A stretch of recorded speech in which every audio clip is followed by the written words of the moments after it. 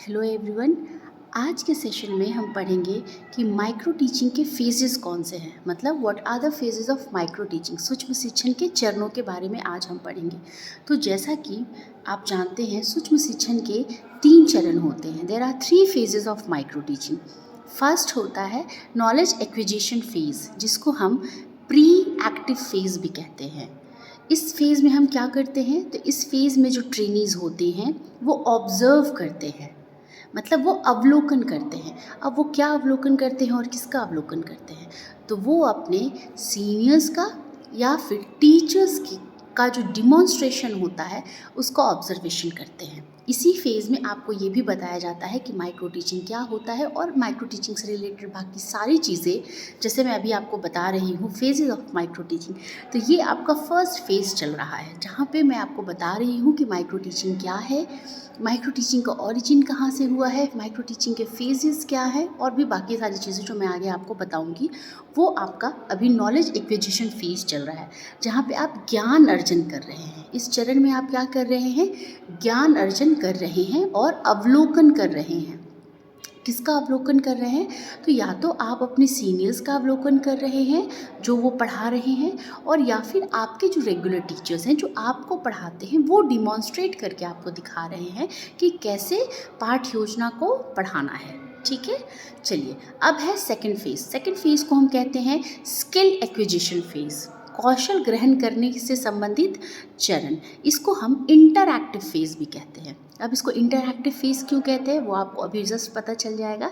इस फेज़ को हम इंटरएक्टिव फेज़ इसलिए कहते हैं क्योंकि इसके पहले वाले चरण में आपने माइक्रो टीचिंग मतलब सूक्ष्म शिक्षण से संबंधित सारी जानकारी आप ले चुके हैं। इसके साथ ही आपने अवलोकन भी कर लिया है अपने सीनियर्स और टीचर्स के कक्षा शिक्षण का। तो अब इस फेज़ में आप एक माइक्रो लेसन प्लान बनाते हैं, सूक्ष्म पाठ योजना। यहाँ पे याद रखिएगा कि पाठ योजना को हम सूक्ष्म इसलिए कह रहे हैं क्योंकि यहाँ पे जो आप पाठ योजना बना रहे हैं वो आप 35 मिनट या 40 मिनट की कक्षा को ध्यान में रख के नहीं बना रहे हैं, बल्कि आप सिर्फ 6 मिनट की कक्षा शिक्षण को ध्यान में रख करके एक पाठ योजना का निर्माण कर रहे हैं। और तो और इसमें आप एक से अधिक कौशलों का अभ्यास नहीं कर रहे हैं, बल्कि एक वक्त में एक पाठ योजना में सिर्फ एक ही कौशल का अभ्यास कर रहे हैं। यही कारण है कि यहाँ पे हम माइक्रो लेसन प्लान कहते हैं। लेसन प्लान को मतलब पाठ योजना का सूक्ष्मतम रूप, जो एक वक्त में सिर्फ एक कौशल के अभ्यास पर बल देता है और जिसकी अवधि भी बहुत छोटी है। अब आपने लेसन प्लान बना लिया। अब जब लेसन प्लान बनाया है तो सेकंड स्टेप क्या होगा, आप उसको डिमॉन्स्ट्रेट करेंगे। तो जो ट्रेनीज़ होते हैं वो अपने माइक्रो लेसन प्लान को डिमॉन्स्ट्रेट करते हैं। वो डिमॉन्स्ट्रेट किसके सामने करते हैं, तो उनके जो क्लासमेट्स होते हैं जिनको उन्हीं के स्टूडेंट्स के रूप में बिठाया गया है वहाँ पे, वो उनके सामने डिमॉन्स्ट्रेट करते हैं, और साथ ही अपने सुपरवाइज़र के सामने भी। और अब जब उन्होंने उसको डिमॉन्स्ट्रेट कर दिया है, कौशल का अभ्यास कर लिया है, तो थर्ड स्टेप क्या होगा। अब भाई जब आप गुपचुप खाते हैं तो गुपचुप वाले को बताते भी तो हैं कि गुपचुप अच्छा था या बुरा। ठीक उसी तरीके से टीचर्स भी, जो सुपरवाइज़र होंगे, वो आपको यहाँ पे बताएंगे, फीडबैक देंगे कि आपने कैसा पढ़ाया है, आपने जिस कौशल का अभ्यास किया उस कौशल का अभ्यास आपने सही ढंग से किया या नहीं, या उसमें कुछ और भी बदलाव करने की ज़रूरत है।